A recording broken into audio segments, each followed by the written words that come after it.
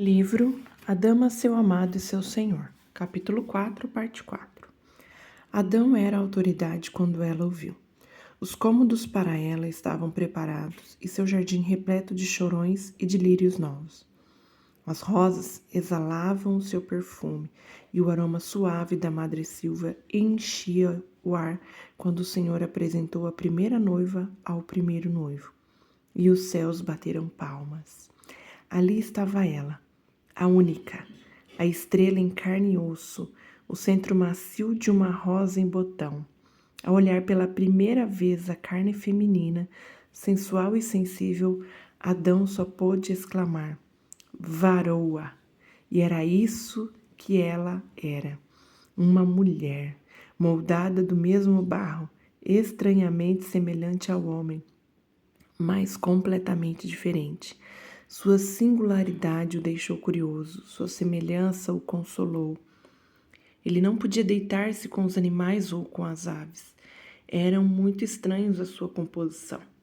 Mas aquela moça cheirava como suave alimento para um coração faminto. Era uma mulher, era a sua dama.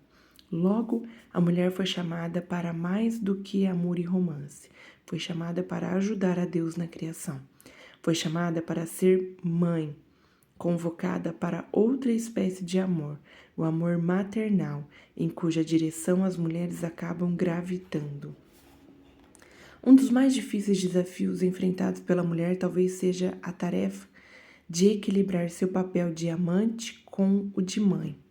No momento, tanta coisa muda, de esposa para mãe, de um casal para uma família. Ontem, Eva era a amada de Adão, sua companheira, sua dama. Hoje, ela está trocando fraldas e amamentando filhos. O tempo que antes era só de Adão é agora compartilhado com seus deveres de mãe. Embora uma criança traga grande alegria a um lar, também introduz grandes mudanças. A mulher fica às vezes dividida entre seu papel de esposa e sua tarefa de mãe. Isto é algo que o homem nem sempre compreende. Tudo o que sabe é que a sua dama não está ali quando se vira à noite na cama. Ela está muito cansada ou embalando o berço. Ele se sente às vezes sozinho e sua solidão se torna uma fonte de contendas.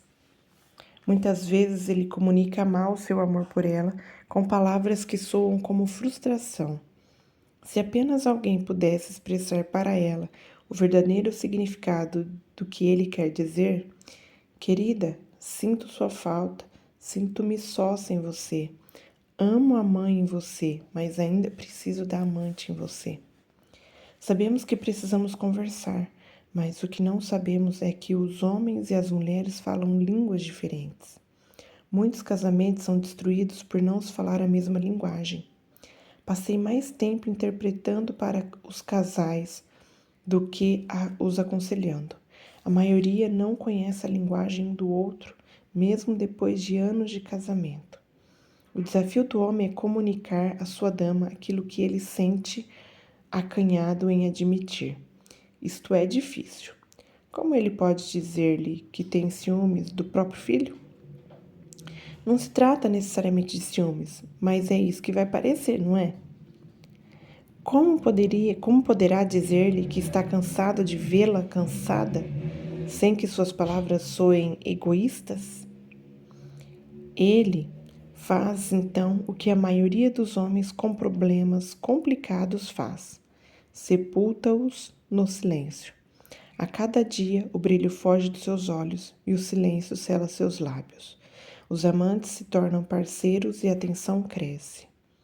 A primeira pergunta que um homem enfrenta é esta: uma mãe pode continuar sendo minha dama? Essa não é a única pergunta. Há outras, tais como: a mulher ocupada em seu trabalho fora de casa pode continuar sendo minha dama? A participante da diretoria da Associação de Pais e Mestres, a motorista de criança em rodízio, a mãe que vai ao futebol do filho, pode continuar sendo minha dama? Essas são as indagações que os homens não têm coragem de fazer. Quando chegam a fazê-las, em geral, acabam discutindo. O homem chega a intimidar-se, às vezes com o interesse da mulher pela igreja. Ele não se aborrece com o envolvimento espiritual dela, apenas sente sua falta. Não sabe como dizer-lhe como está cansado de ouvir elogios ao pastor ou como ela desejaria que ele fosse mais considerado como o pastor. Desse modo, em vez de queixar-se, ela faz justamente o contrário do que ela pede. Fica emburrado ou zangado e aos poucos se transforma, não sendo mais o homem com quem ela se casou, a ponto de a esposa perguntar, como Deus perguntou: Adão, onde estás? Cânticos dos Cânticos 3, de 1 a 3. De noite, no meu leito, busquei o amado de minha alma. Busquei-o e não achei. Levantar-me-ei, pois rodearei a cidade, pelas ruas e pelas praças. Buscarei o amado da minha alma. Busquei-o e não o achei. Encontraram-me os guardas que rondavam pela cidade. Então lhes perguntei: vistes o amado da minha alma? Quando Adão está ausente, a dama sente-se perdida. Ele é a música para a qual ela foi criada, ela é a harmonia que cerca a sua melodia. Se a melodia dele para, a harmonia dela desaparece e o concerto termina em silêncio. Quem sabe exatamente o que ocorre? Todas as noites, enquanto ele dorme, ela se pergunta: Adão, onde estás? Ele desperta pela manhã, relanceia os olhos para a esposa e pergunta: mulher virtuosa, quem a achará? Eles perderam um ao outro e a música que enchia o jardim se torna um ruído nas ruas.